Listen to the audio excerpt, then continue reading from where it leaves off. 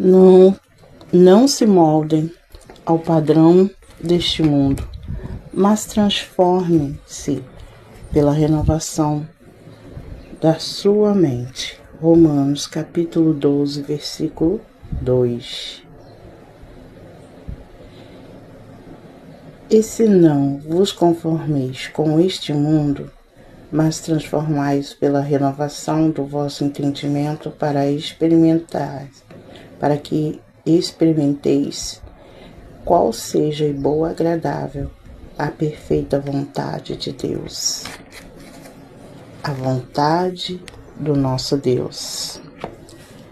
Quando oramos, buscamos a vontade do Senhor. Quando nos entregamos de verdade ao Senhor, tudo começa a mudar em nosso coração e na nossa mente, na nossa vida.